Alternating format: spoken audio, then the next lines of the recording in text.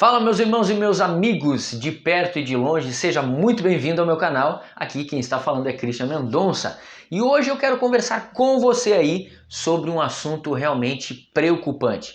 E o assunto que eu quero falar hoje com vocês, pessoal, é o seguinte: o que está faltando nas igrejas? O que está faltando talvez na sua igreja, na minha igreja, na igreja a qual nós denominamos como igreja local ou até mesmo igreja denominacional, igreja do Senhor Jesus Cristo. O que está faltando na igreja? E é para isso que eu convido você a ficar comigo aqui nesse vídeo até o final, porque eu vou dar essa resposta à luz da palavra de Deus, biblicamente falando com você que está aí me vendo. Você já é inscrito neste canal? Se não é inscrito, inscreva-se aqui. Deixe também um likezinho, compartilhe esse vídeo, comente aí se quiser comentar. Isso me ajuda muito e ajuda que os vídeos possam alcançar mais pessoas. Beleza, pessoal? Vamos lá então.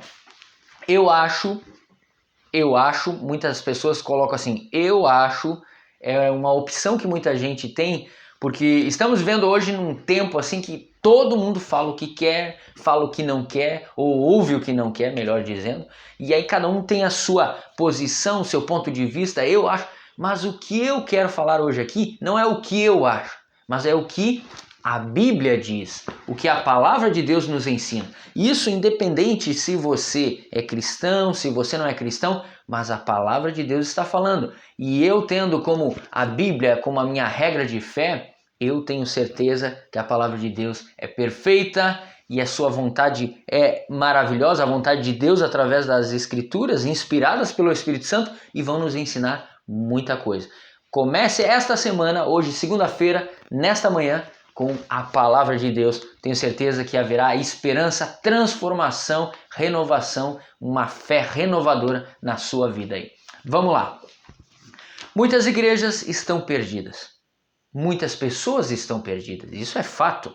Mas muitas igrejas estão cometendo um grau assim elevado de problemas, não conseguindo destravar, resolver estes problemas. E eu acredito realmente pela palavra de Deus que isso está ligado à oração de Jesus em João capítulo 17. Sim, em João capítulo 17, Jesus Cristo, Senhor, Salvador Jesus Cristo, faz uma oração. Estava há poucos dias, há poucas horas de ir para a cruz.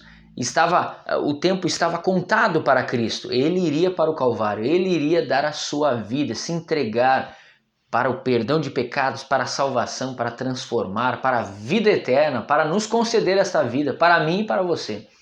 E agora Cristo está falando para os seus discípulos e através desta oração ele faz a sua maior oração registrada aqui, que é em João capítulo 17. E Jesus chega lá e começa esta oração profunda. Ele ora por unidade, ele ora para que os discípulos entendam a missão, para que conheçam ele. E ele vai falar lá em João capítulo 17, 13, a vida eterna é esta, que te conheçam como único Senhor, Deus verdadeiro, e a Jesus Cristo a quem enviaste. Ele está falando dele, ele dá ênfase aqui na Trindade Divina. Jesus aqui é uma oração teológica profunda, uma oração maravilhosa, mas sobretudo o que eu falei, a recém que eu falei, Jesus ora por unidade.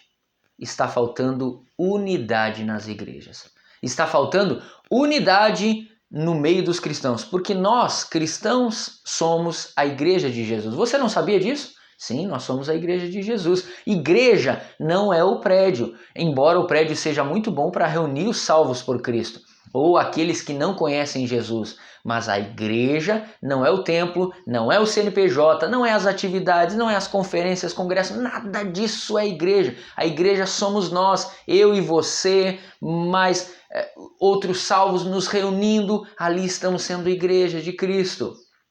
Então, quando Jesus estava dizendo, Pai, eu estou orando pela unidade, Jesus estava orando. E quando ele orava pela unidade, pessoal, ele estava orando por mim, por você, por todos nós como cristãos e até mesmo aqueles que não se dizem cristãos. Jesus estava orando que haja unidade.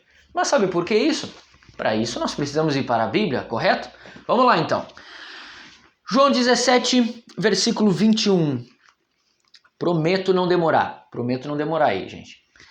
Versículo 21 diz assim: para que todos sejam um, para que todos sejam um, assim como tu, ó Pai, és em mim, e eu em ti, que também eles estejam em nós, para que o mundo creia que tu me enviaste. Eu lhes dei a glória que me deste, para que sejam um, assim como nós somos um. Jesus estava falando da divindade aqui, de uma forma que há uma unidade divinal neste texto. E ele vai seguir falando, versículo 23, eu neles e tu em mim, para que eles sejam levados à plena unidade, a fim de que o mundo, olhe bem, que o mundo reconheça que me enviaste e o amaste assim como me amaste. Então, aqui nesta oração, Jesus vai falar sobre uma unidade divinal, dele para com Deus e Deus para com ele. Jesus está falando de uma unidade espiritual, desta forma, dele para com o filho para com Deus e a igreja de Cristo alcançada, os cristãos, os salvos, há uma unidade espiritual. E ele também termina dizendo para que o mundo reconheça, dessa forma há uma unidade estendida. Então veja bem aí, há um profundo estudo aqui, uma unidade divinal, uma unidade espiritual e uma unidade estendida. Esta unidade alcança você, alcança eu. Então, através desta unidade, Filipenses capítulo 2, versículo 2 vai falar sobre a alegria de estar em uma unidade, há uma alegria de ser um corpo com Cristo. Desculpe pessoal, nós vamos encontrar em Atos capítulo 2, quando a descida do Espírito Santo, o Espírito Santo desce, dá forças, capacidades para a igreja, ele renova as forças em unidade. Então, João capítulo 17, Jesus ora por unidade, através dos discípulos de Cristo, para estender esta unidade ao mundo.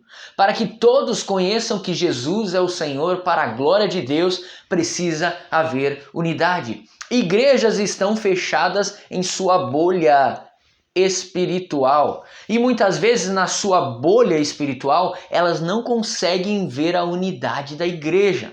Quando a igreja é unida, há realmente uma alegria maravilhosa envolvendo isso. A igreja trabalha junto, a igreja avança junto, o amor de Deus é difundido, é proclamado, é estendido para o mundo.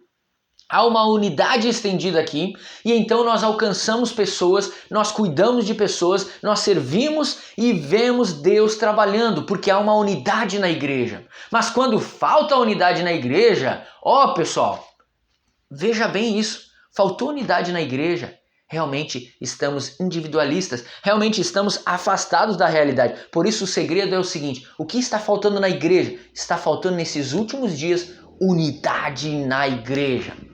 Falta unidade nas famílias, certo disso, porque também falta unidade nas igrejas.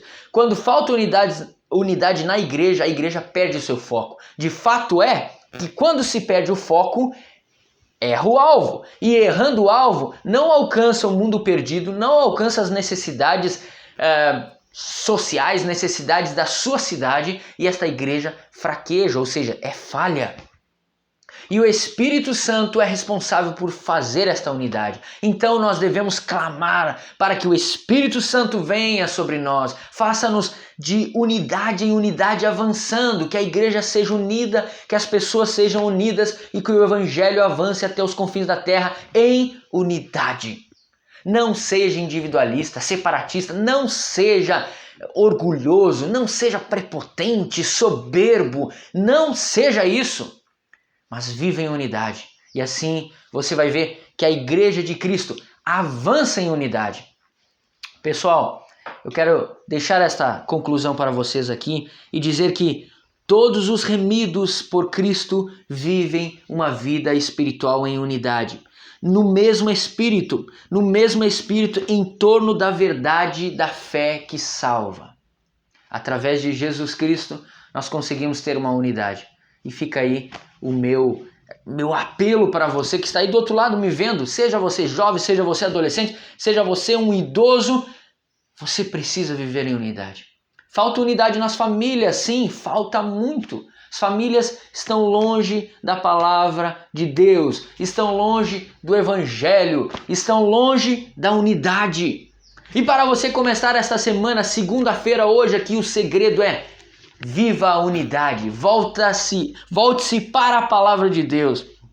E através desta unidade você vai entender, não é um desejo apenas do Espírito de Jesus, do Pai para com o Filho, dos cristãos para com o mundo, mas quando entendemos a realidade desta unidade, nós vamos entender que mais do que um desejo, é uma realidade vivida no Espírito. E realidade vivida no Espírito é realmente uma unidade transformadora. Então, que Jesus te abençoe nesta semana, te dê unidade.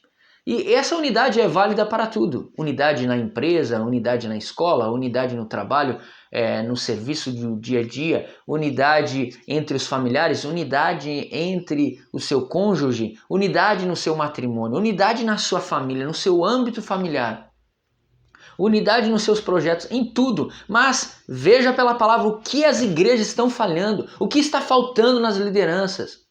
E eu não estou dizendo que não há igrejas com unidade, ao contrário, existem muitas igrejas bíblicas, igrejas centradas no Evangelho, na palavra de Deus, lideranças bíblicas que estão levando a sua igreja na unidade de Cristo. Cristo é o cabeça.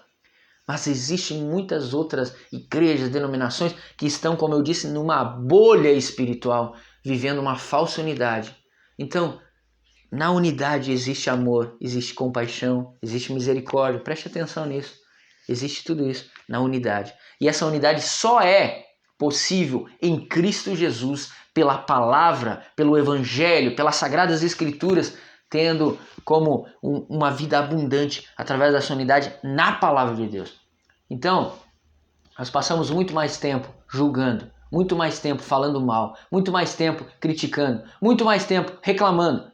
Mas se nós vivermos na unidade, vamos viver muito mais tempo saudável, tempo bíblico, cheio do Espírito Santo e para a glória de Deus. Beleza, pessoal? Deus abençoe a sua vida. Um forte abraço, uma boa semana aí. E fica ligado, vai vir novos vídeos essa semana, tem vídeo legal aí para você, tá? Valeu, tchau, tchau. Valeu, gente!